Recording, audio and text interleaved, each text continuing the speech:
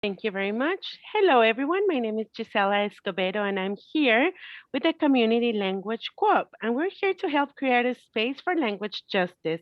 What that means is that we want to create a space where everyone can participate and engage in the language of their heart or the language that they feel most comfortable in. We will use simultaneous interpretation to create this space.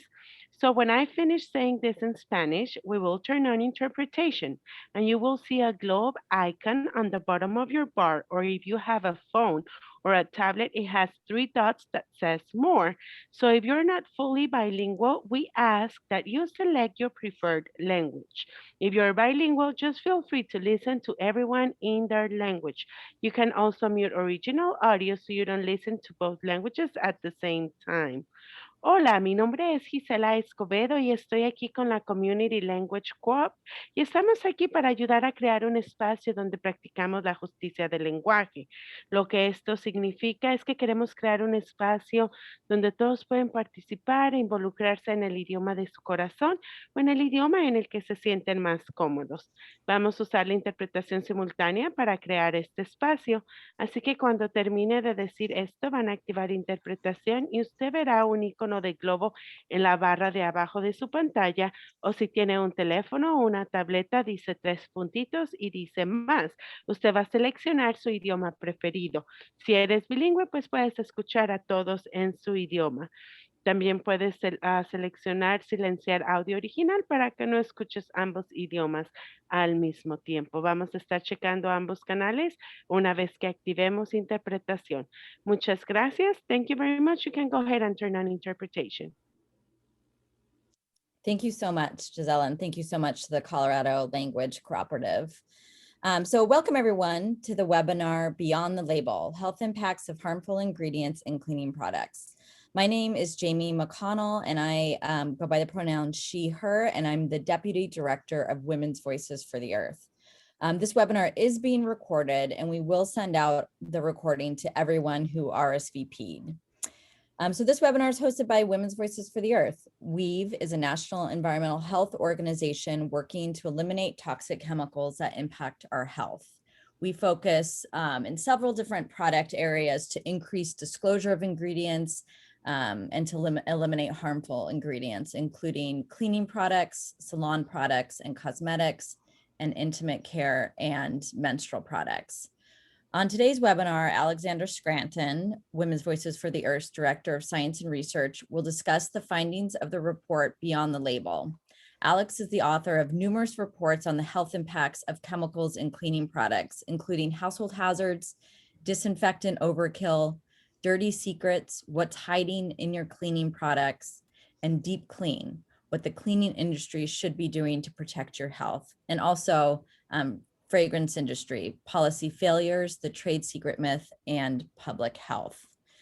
So after the webinar, we will respond to pre-selected questions. When you RSVP'd, you had the option to submit questions for Alex to answer. We selected a few of those, so we're not going to be able to get to all of them, but we do plan to send a follow-up email and try to respond to all of the questions or most of the questions that were submitted. Still, if questions come up during the presentation, feel free to put them in the chat and we can include them in our follow-up response to this webinar. So thank you again, everyone, for attending. And if you could please leave yourself on mute, that would be wonderful so we don't have any background noise. And Alex, I'm going to turn it over to you. Okay, thank you, Jamie. I'm just going to back to that. So yeah, thank you so much for everyone for attending today and those listening to the recording later. I'm going to tell you today about our new report, which is called Beyond the Label. I'm going to tell you why we wrote it, kind of get into the details of what we found, and then end with some of the recommendations of where we need to go from here. So really the story of this report, it's really over 10 years in the making. This is the report I wanted to write back in 2007 when we started our Safer Cleaners campaign. I couldn't write the report at the time because I couldn't get the ingredient information I needed. My job was to find out what toxic chemicals were included in cleaning products and raise awareness about them. And I was frustrated not being able to get that information. I did write a report back in 2007, largely based on limited ingredient information from safety data sheets. But I knew it was incomplete, and it really launched and motivated our effort, which became sort of a 14-year campaign, to promote the need for ingredient disclosure for cleaning products and the importance of the right to know what was in these products we use every day.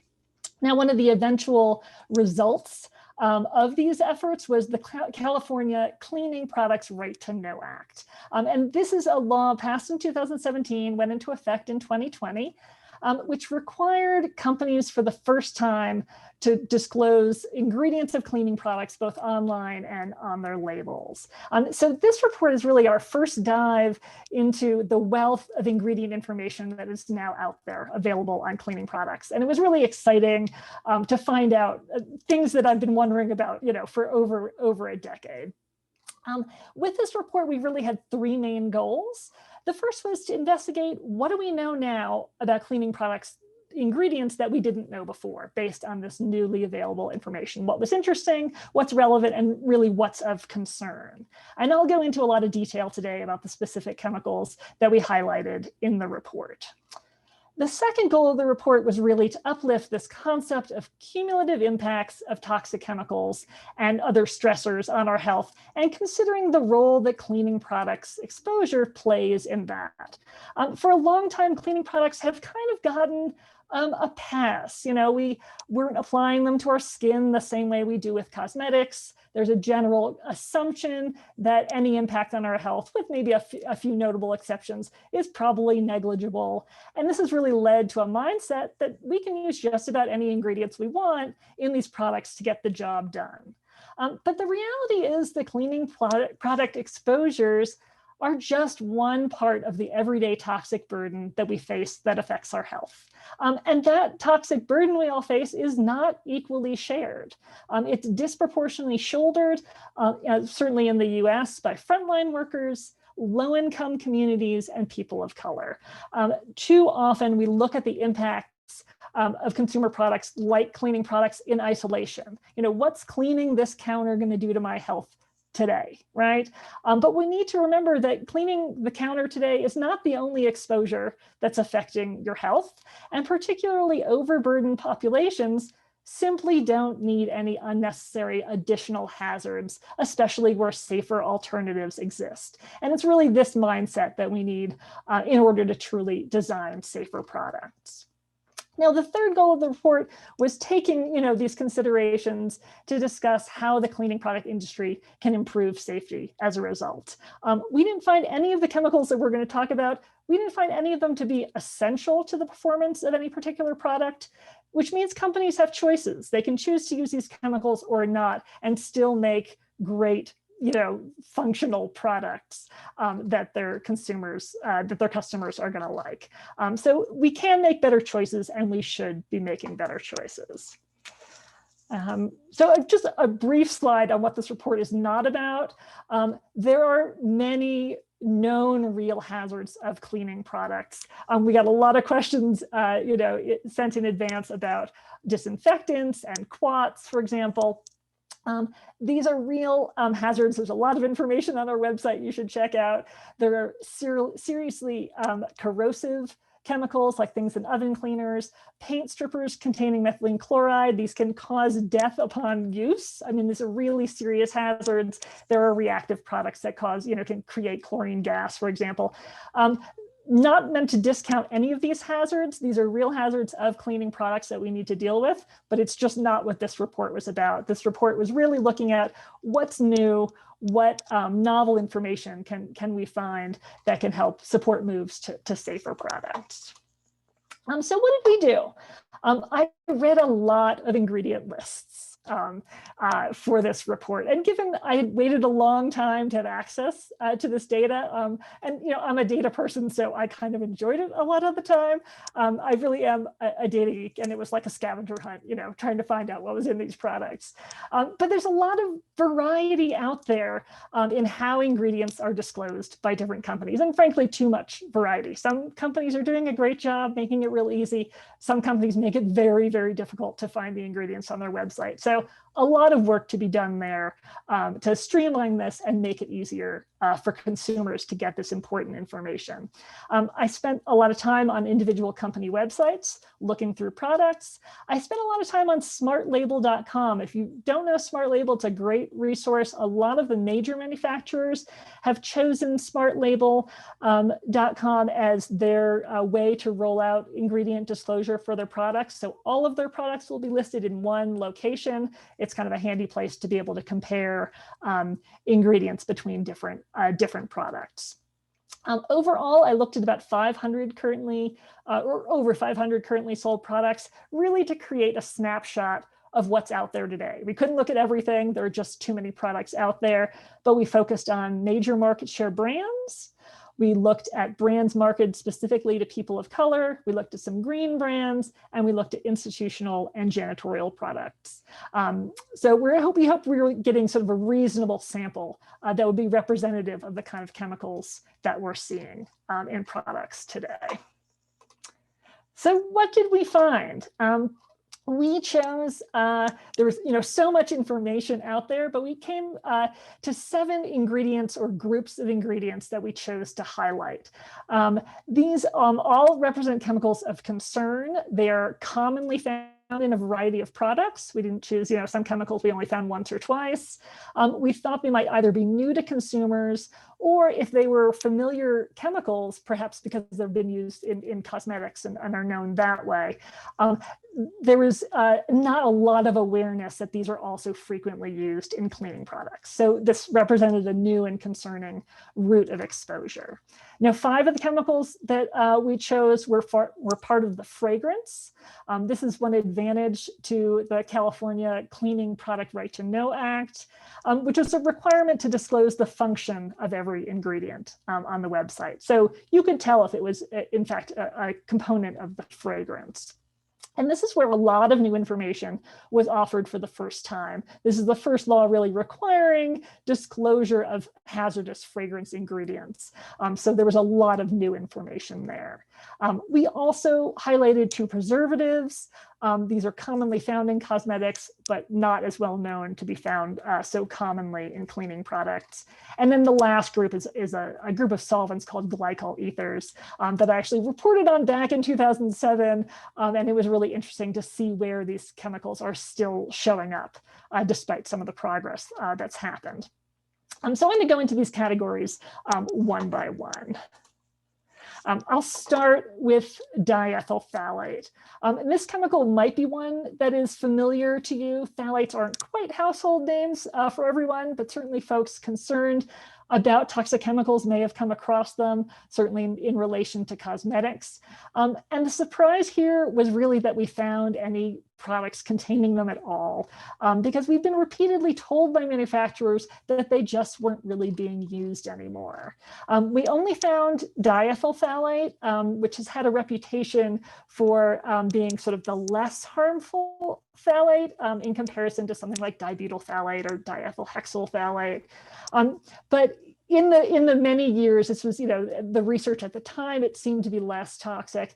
Years of research later, diethyl phthalate or DEP has really caught up, right?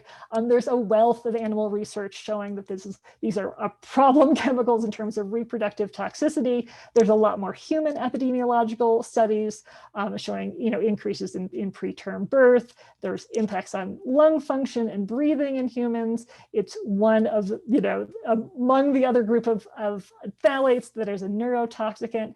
We have a lot of data of this chemical being problematic. And while, it's not a chemical we found in a lot of products. We found it in more than we expected, and none of us need more exposure to diethyl phthalate. The category I wanted to highlight here was carpet cleaners. This was new information. We had not known this before, that phthalates were so frequently found in carpet cleaners. Sometimes it's a part of the fragrance, sometimes it's a solvent for perhaps other reasons that were not clear. I think there are a lot of people out there who look for phthalate-free products, not realizing they're actually sprinkling their carpet with phthalates. And this is, particularly a concern for children who spend a lot of time on the floor. Carpet cleaners do get vacuumed up after you use them, but not completely. There's always some carpet cleaner left in your carpet. It's not a perfect system. So that exposure continues and is particularly concerning to children. And they were when you look in the report, I haven't put the brand names in here, but we did include brand names of products where we found these chemicals. We debated whether or not to include product names, specific product names as opposed to brands. But what we found is that we knew that as soon as we published the report, it was going to be out of date because products can change so quickly. And diethyl phthalate is a great example. Since writing this report, there are at least 2 products that now either claim to no longer contain diethyl phthalate or whose ingredient information is simply vanished from the web. So, highlighting these things can create change. Hopefully these chemicals are getting taken out of these products, but we did want to name brands that had made the choice to use these chemicals and could be using them in other products as well. The one reverse example was the Clorox company. They told us years ago that they don't use phthalates in their fragrance. They didn't have it on their fragrance palette, which is a master list of chemicals that are used in fragrances. But then they disclosed a bunch of products that did in fact have diethyl phthalate in them. If you look on the fragrance palette today, as opposed to a few weeks ago, it now contains diethyl phthalate. So they are admitting more to its use. Let's move on to the next chemical. Okay, so this chemical it's another fragrance chemical. It's called butylphenyl methyl propanol. I will call it Lilial, which is its trade name and much easier to say. And I've been looking forward to talking about this chemical for some time, since it sort of got on my radar. It's not a well-known fragrance ingredient, but it's incredibly commonly used. I can guarantee that most of you are going to have Lilial in your bodies. We're all exposed on a daily basis from one fragrance product or another. It's very ubiquitous. The problem is that Lilial is a reproductive toxicant, right? It's actually been banned in the European Union as a CMR 1B reproductive toxicant, meaning it may damage fertility or the unborn child. So not a great idea. Oops, sorry. Where am I? There we are, sorry about that. Not a great idea to be exposing this, particularly to women of reproductive age. We found it in almost every category of cleaning products that is scented. We found it in green products. It is very commonly used. We were especially disappointed to find it particularly and frequently in products marketed to people of color. Brands like Fabuloso, Pine Sol, and the like. Fragrantia is another one. Again, the populations these products are being marketed to are already facing reproductive health disparities. We know this. They shouldn't be facing additional hazards to their reproduction, particularly for an aesthetic feature like fragrance, that we can be making, of something else. Now, I'm guessing many of you have probably never heard of this chemical before. It turns out there's a really good reason for that, because it's really been kept kind of a well-held secret. Lilial was developed in the 1950s, and it was an immediate bestseller by the fragrance house that developed it. It smells great. It smells like lily of the valley. It blends really well, as I understand, with other ingredients used in fragrance. It's fairly inexpensive to make. It was just sort of a home run for the fragrance house that developed it. And it got used a lot. Now, unfortunately, by about the 1990s, the company that was making it started running some additional research, and they ran into some bad news. They tested Lilial on rats and found dramatic impacts on both sperm motility and sperm count. I mean, just sperm motility of 0. I mean, just really, really, knocked it out. So they labeled this research confidential. They never published it, and they never told the public about it. And they kept selling Lilial as much as they were before. In the 2000s, there was another fragrance company that is now making Lilial. They repeated these tests because they had seen this previous research. They got the identical results, same impacts. They also found it caused severe degeneration of rat testicles. And then when they were trying to mate these rats, they found that the female rats never got, 0% of the female rats could get pregnant. I mean, it just couldn't happen. They tried testing with lower doses. They could get some of the female rats pregnant, but the rate of pregnancy loss tripled compared to the controls. They, again, labeled this research confidential. There was a little bit more circulation among the fragrance industry, but they never published it publicly. They never told anyone about it. In fact, one company was actually using Lilial as their positive control, which means when you have a negative control, you're comparing a chemical to a chemical you know won't have these effects to see if it'll have. The positive control is the chemical you know will have the effects. So, were these other fragrance ingredients as bad for you as Lilial is it? These were the studies they were doing. And really, at the point that you've identified chemical as a useful positive control for reproductive effects, there should be a real moral question of whether or not you should still be using this chemical and exposing people to it. And instead, keeping the results confidential and keeping the ingredient undisclosed. So even if a pregnant woman wanted to avoid this chemical, even if they somehow knew it was harmful, they couldn't do it because it's not being disclosed. This is egregious behavior. It's taken, 70 years of use of this chemical for it to get banned in the European Union. Some of this data has since been declassified, which is how we know about it. Of course, unfortunately, it is still fully legal to use in the United States. We simply don't know how much this chemical has caused harm in humans. No one's ever looked, no one's ever known to look, but it's a chemical we feel companies need to be held accountable for using. It's just a bad choice and looks like one that was easy to get away with because they never had to disclose it. They never had to tell anyone that they were using it. Now that they're not allowed to use it in the European Union, hopefully this will make changes here as well. All right. Next ingredient is hexamethyl indanopyran, also known as galaxolide, which I will call it by, again, the easier name to say.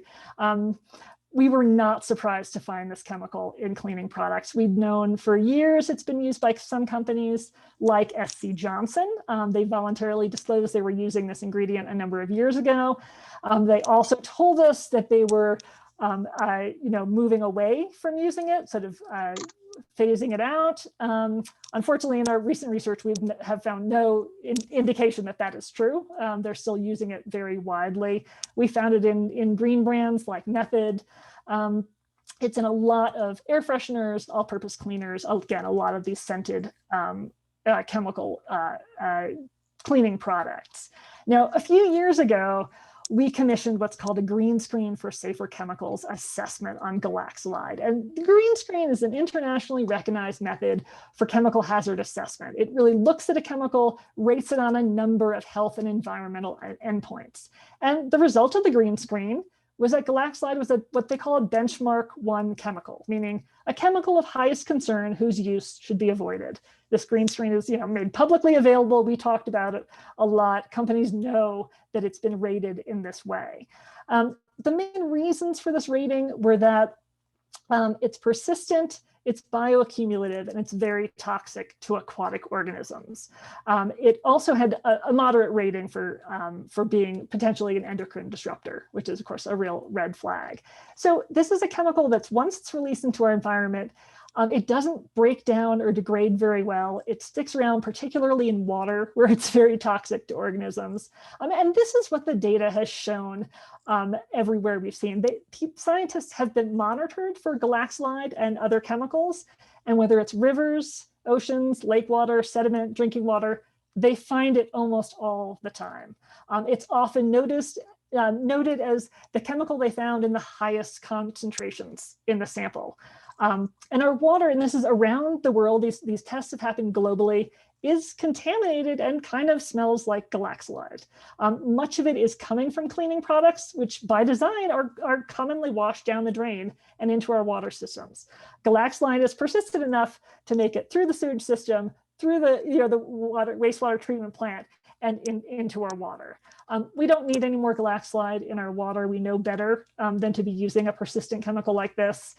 Certainly the fish and other organisms would appreciate not having the exposure. We can make fragrance out of a better choice, making out of something that actually does break down in sunlight, for example.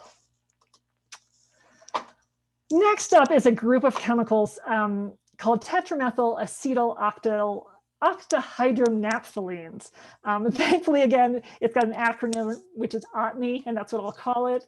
OTNI stands for 4 particular chemicals that are very similar in nature that get used and are usually grouped together. This is really an emerging group of chemicals concerned. It doesn't have a lot of name recognition, not on a lot of lists. It's being actually assessed by EPA right now under a particular TSCA provision. What caught my attention about this chemical was when I was doing the research about galaxolide that I was just talking about.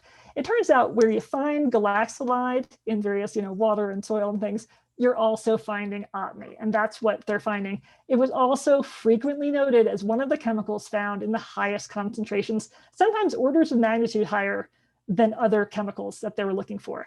And it's worth noting that in these studies, they screen for a lot of chemicals, including other fragrance chemicals, and some that simply never show up or showed up very rarely in samples. But study after study found galaxolide and OTNI at these high concentrations, demonstrating how persistent these chemicals are in contaminating our water. There was one large study that also indicated that OTNI may be a potential reproductive toxin in mice. This needs more follow-up. We need to know what this means for human exposure. But we don't have that information yet. I just want to highlight one particular category where we found this in these laundry scent boosters. And these are these kind of crystals you can pour into your washer so that your clothing will come out even more highly scented than just what your detergent will do. They have no real cleaning power. They're just sort of adding fragrance to your clothing. And of course, by design, most of that is going down the drain. And this is where we're finding OTNI largely. We don't need to be adding more OTNI to our water. There's already plenty there right now. It's going to stick around for a while. We really need to be making fragrance out of something else. And of course, we can, in fact, do that. It's just an unnecessary hazard to our world. All right, let's see. This is our last fragrance chemical I'm going to talk about. Another doozy, hydroxyisohexyl 3-cyclohexene carboxaldehyde. Luckily, it goes by the acronym HIC, or Lilial is sort of a trade name in the fragrance industry. This one is a well-known potent skin allergen. It causes rashes in those people who are sensitized. As it turns out, really a potent sensitizer. Lots of people are ending up allergic to HIC from their exposure to it from various products.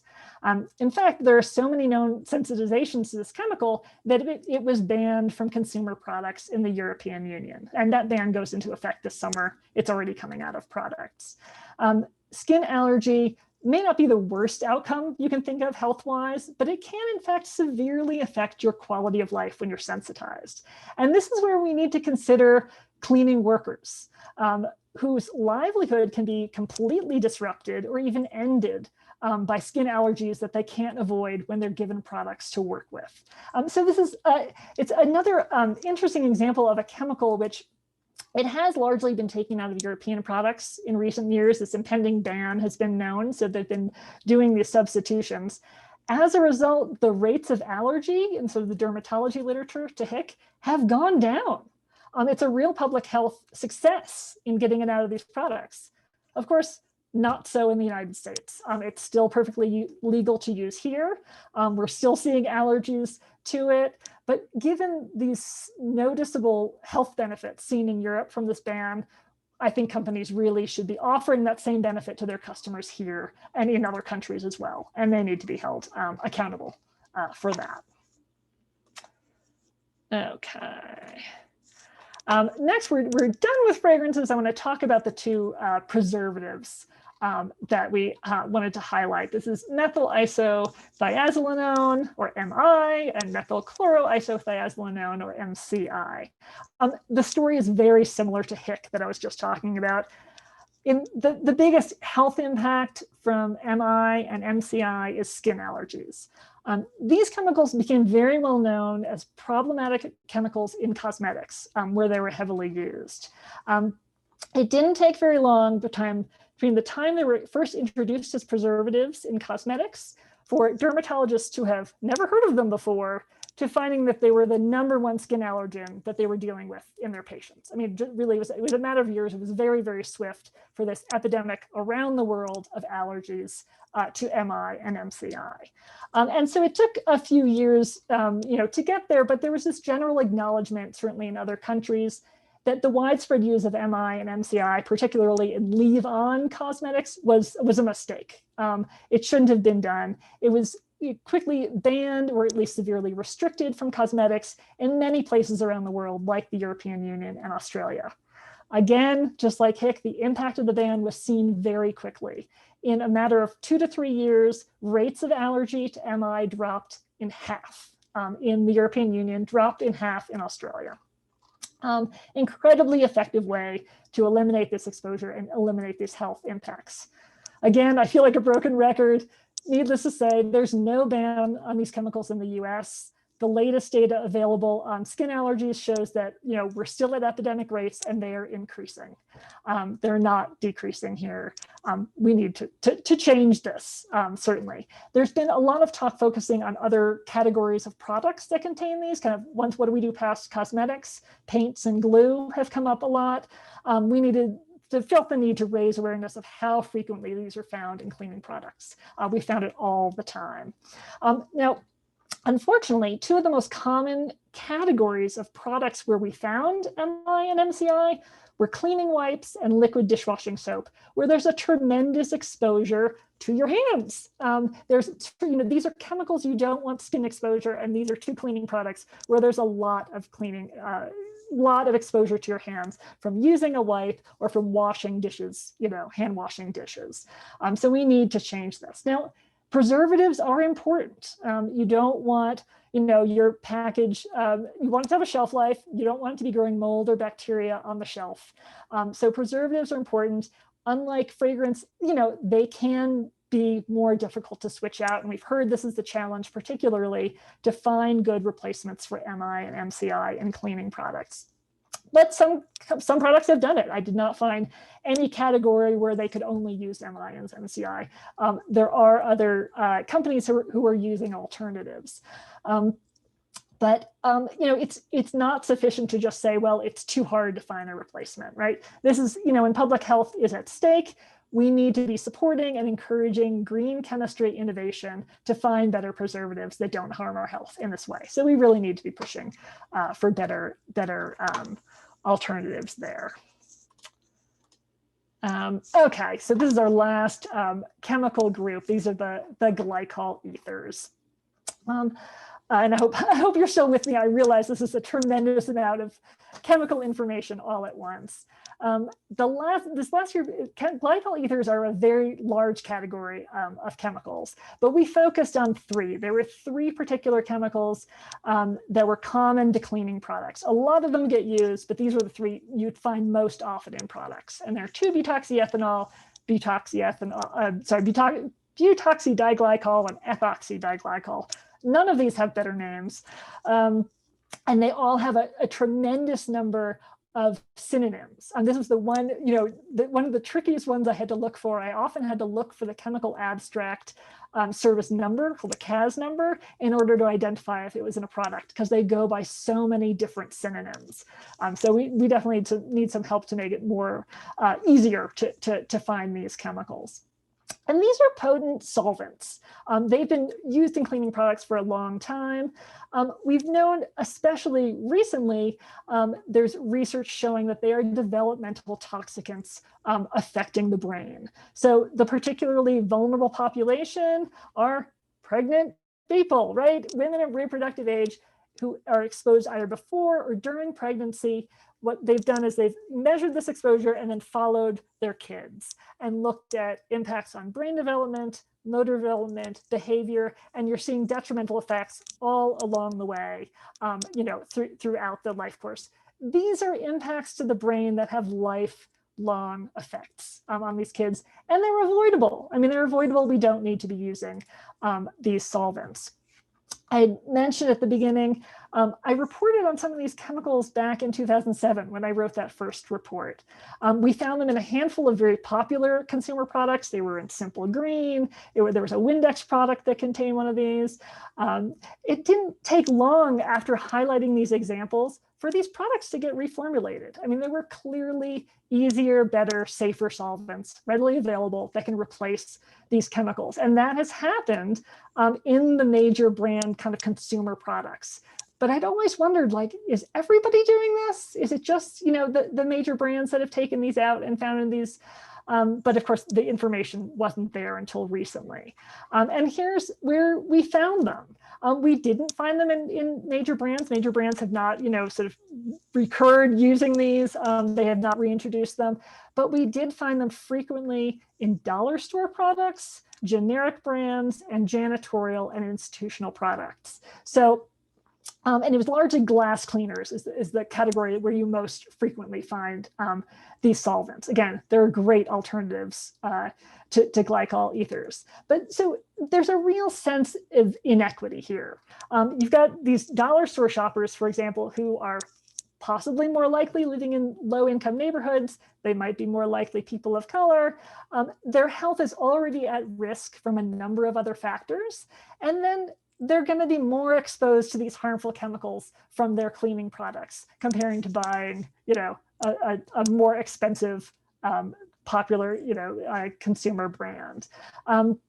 Similarly, women who clean for a living are going to be more impacted by these janitorial and institutional products that still unnecessarily contain these dangerous solvents.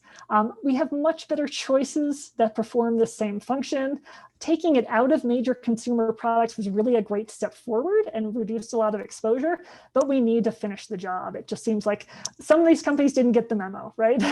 We don't need to be using these anymore. We can do better, and we need to ask companies to be doing that. Okay, so all of this information kind of begs this general question: why are we still using these chemicals in cleaning products in the United States? We found that none of them were essential to product performance. There's no one category of product that has to use any of these. So no company is forced to use them. They are making this choice. They're all posing unnecessary additional hazards to, and especially to, overburdened populations who really most need a break from toxic exposure. Now, this isn't the slide that I think a lot of companies that I talk to expect to. This isn't the kind of industry is evil slide. And this is why, we're still using them. I don't think there's a single company out there using any of these chemicals in order to harm somebody. It's not their goal. And in fact, many of them are doing risk assessments that are telling them that these chemicals are just fine, and that they're unlikely to harm anyone. And they feel fully justified in using chemicals and just a small amount of toxic chemicals in what they consider a safe way. And this is the mindset that we really need to transform. Risk assessments can be important tools. They can be interesting tools, but we really need to rethink what they tell us and what we rely on them for. We need to think critically about the assumptions being made when we do these assessments, because largely they're looking at the risks of exposure really in isolation to everything else a person is experiencing that affects their health. So really caring about your customers means understanding where they are, means understanding what they're experiencing, where they're already overburdened, and not adding unnecessary additional risks, no matter how small you calculate them to be, when we have safer alternatives, right? When safer alternatives exist, this is the moral choice that we need to be making.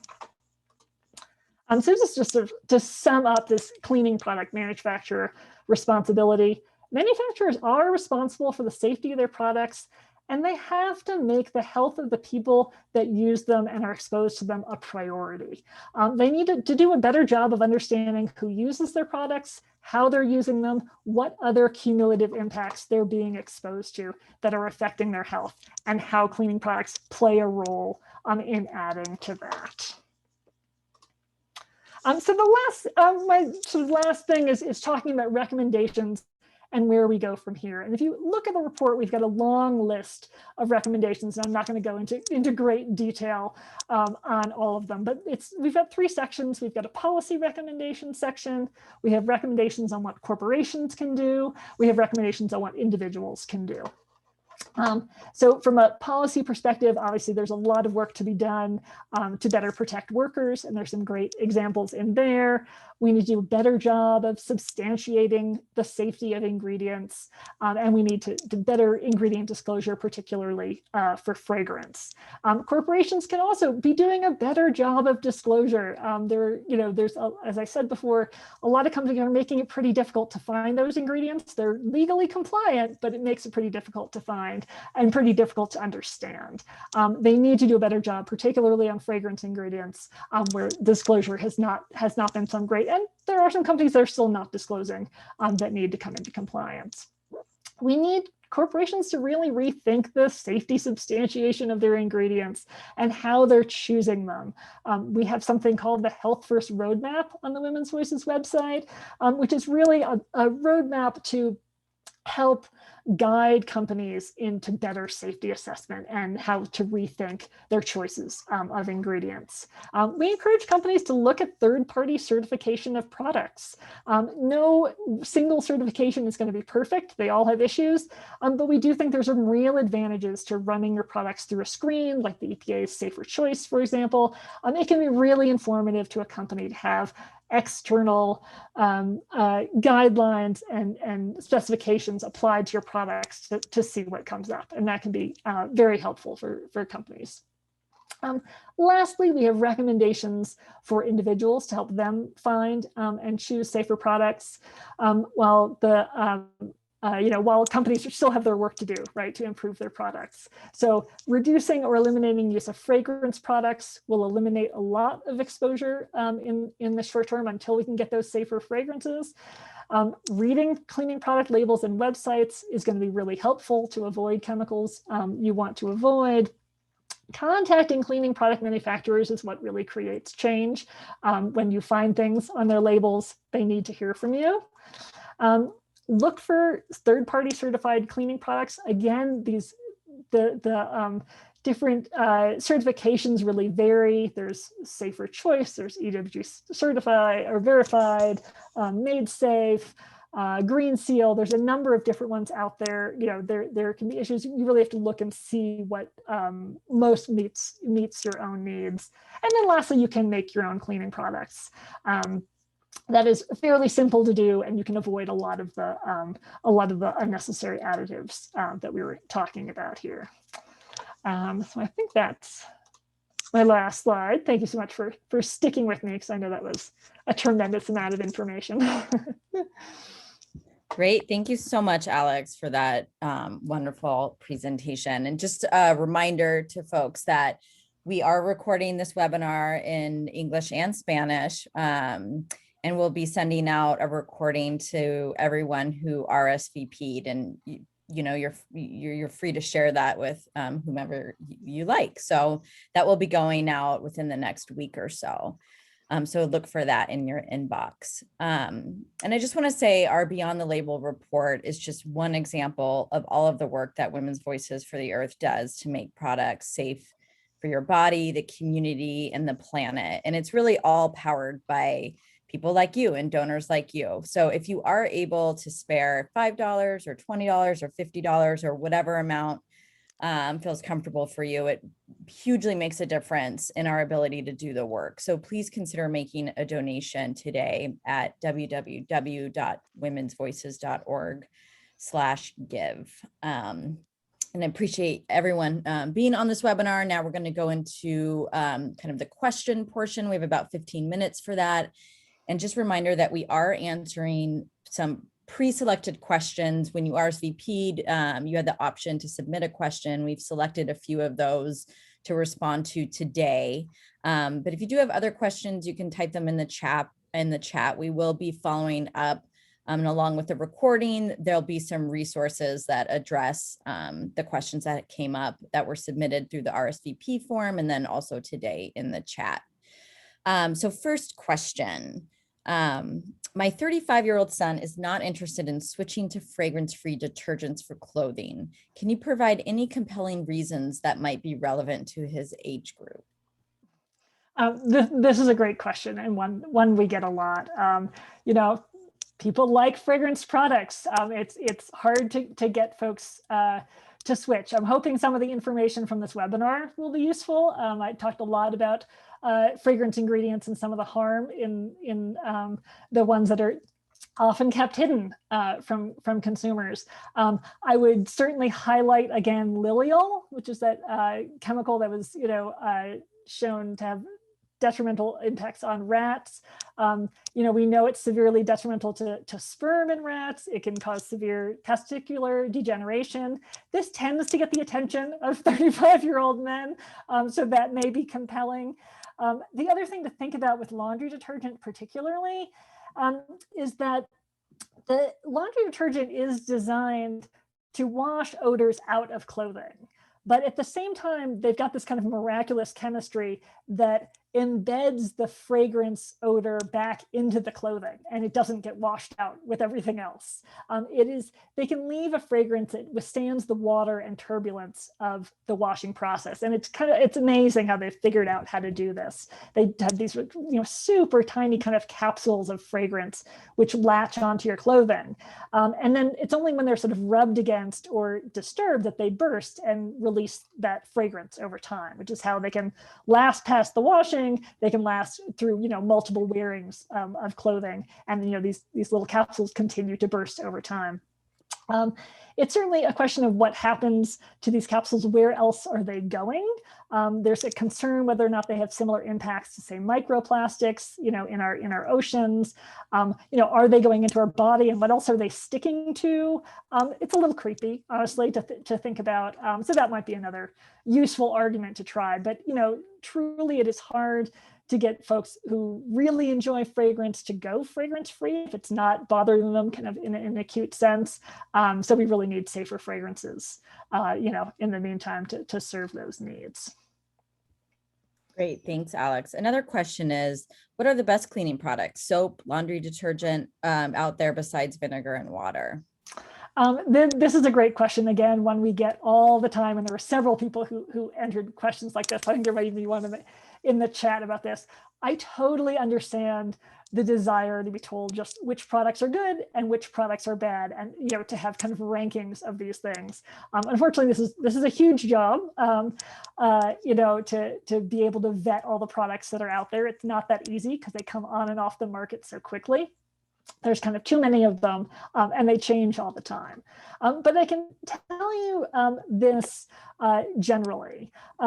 From the many products that I looked at, the differences between products, they're really largely all made out of the same stuff as far as cleaning power goes anyway. The major differences that distinguish one product from another is what they look like, what they smell like, how they behave. So there are chemicals added for color, there are chemicals added for fragrance, there are chemicals added to make it thicker or to make it flow, or whatever the need is for using it at the time. And these are what distinguishes one product from another, which is all kind of marketing. And relatively, unnecessary for cleaning power. As far as cleaning, this is the thing I always say. The number one cleaner out there is water, right? It's the unsung hero. It's a great solvent. It cleans away dirt. Water does a lot. Now, you add a simple soap to water, and it's like the power combination. Like that does a tremendous amount of cleaning. And this is really what, so many products are kind of made of. Vinegar does also work really well. That's what I use a lot in my own home, kind of vinegar and water. It means that making your own cleaners really is pretty easy. It can be pretty effective on most jobs. Now, if you have a very specialized dirt situation, if you want to clean off, a mechanic's coveralls that are covered in motor oil, water's not going to do it, right? I mean, you're going to need something more high powered, but most of the time you don't need anything more high powered for most of the cleaning that you need to do. Really, water, soap, elbow grease, like these are the best options out there, and they're fairly inexpensive and easy to get. So that is my definite best advice. But I apologize we don't have so better, like, here's how to find better products or worse products, and ranking them. It's very difficult to do. Great, thanks, Alex. I did put in the chat ewg.org, which they do maintain a safe cleaners database. It's not perfect, but it can be a good resource to find safer alternatives and evaluate the safety of the cleaners you're currently using. Okay, so we just have about 9 minutes left. And we have 3 more questions, so I really hope we can get to them all. So we say, another question is, we use California Prop 65 lists in the European Union's list of allergens and banned chemicals as a guide for what chemicals not to include in our formulations. What is the best resource to use for compounds that are not yet on those lists, but that might already be setting off red flags? No, I like this question. It really comes obviously from the manufacturer perspective. And I like that this manufacturer is thinking ahead of what chemicals might be red flags versus justifying chemicals they're already using that might be known to be toxic. And these lists are pretty good. The California Prop 65 list is a good one. This is a list of chemicals known to the state of California that either cause cancer or reproductive effects. But this is a very limited list. I mean, it only covers those two endpoints. So while it's a valid list, it doesn't cover everything that you want to think about. There are a lot more considerations. I'd say a better, broader list also from California is something called the California Candidate Chemicals List. This includes everything Prop 65. It also includes chemicals from a lot of other lists, and it's much, much broader. So this really kind of gives a good sense of some of the red flags that are out there. As far as European lists, there's something called the ChemSec SIN list. ChemSec is an advocacy group in Europe. SIN, S-I-N, stands for Substitute It Now. This is a really broad list. They've got a great website where you can search for chemicals, a great way to find kind of red flags that may exist out there. I mean, the good news is this is a lot easier than it used to be. There are a lot of kind of lists and databases of lists where you can get information on chemicals now. So worth looking around, for your particular product sector as to where you get the best information. But great, it's a great question. Great, thank you, Alex.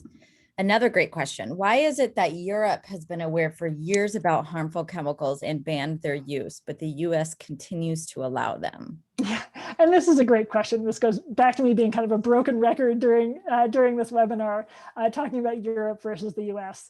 It often feels that safety regulations in Europe are just far ahead of what we have here. And I'm by far not an expert on European law regulations. I know enough, to get myself in trouble. But I do understand they just have a very different system legal system that allows for laws to be implemented with a lot of teeth. Their agencies have a lot more jurisdiction than we allow sort of the FDA or the EPA to have here. So that's a very simplified answer. I think they can do things with a lot more speed than we can do here. It's a really complex thing, but it's really a matter of a completely different legal system. What we can do here, though, given that we have those the advantages of that European system that seems to be able to ban chemicals and bring them to light a lot faster, is that we can compare products in Europe with products in the US. There are companies, lots of companies selling in both places and making different products based on the different laws. Any global company making products in both places should be making their products equally safe no matter what country that they're selling them in. And that's something that we can hold them to. So that's a place where European laws, although they aren't in effect here, can certainly help us drive progress. Great. And the last question, what is the most effective way to communicate my concern to corporate manufacturers? Oh, this is a question I love to answer as well. And there are many, numerous ways to do this. The most important thing is that you do it, that you do communicate your concerns. I can't tell you how often I've heard from manufacturers that they don't think customers are interested in the chemicals they use, that they think the customers think it's too confusing, that they don't want this, they've never asked them about their ingredients before. I think there's, we've had an age of kind of blindly trusting that corporations will have your best interests in mind, and this is fading. More people are asking more questions than ever. And the good thing is that companies do listen when when you tell them that you're concerned. The 1-800 number on the package is a very, very powerful tool. You don't need to be an expert on chemicals. You just have to express your concern, which is valid because you were their customer, and you're an important customer because you cared enough to call, right? You want to let them know that you found a chemical, say, in our report, and you're concerned about why it's there and why they're using it. Companies need to hear that you care, that you're interested in what's in their products, that you have that right to know, and that you want them to do better because they can do better. Certainly in this country, it's the faster way to safer products to get companies to change their ingredients before they are forced to by legislation, given how long it takes to put that in place. That may be sort of eventually the goal. And some companies certainly won't budge until they're legally forced to. But the power of the consumer, the average person using products, is it's enormous. I've seen it happen many, many times in my work at Women's Voices for the Earth. It absolutely makes change happen for the better. So, you can email them, you can call them, you can get on their website, answer their polls, talk to them on social media. All of these things are very useful in letting companies know that you care about the ingredients that they're using. And I think that's our last Wonderful. question. That wraps it up. I just want to thank everyone for coming. And yes, we will be sending out the recording in English and Spanish. And also just remind folks, I did put a link to the full report in the chat. And we also have the full report and all the fact sheets translated into Spanish. So thank you all for coming, and thank you for supporting Women's Voices for the Earth. And we hope that you have a great day.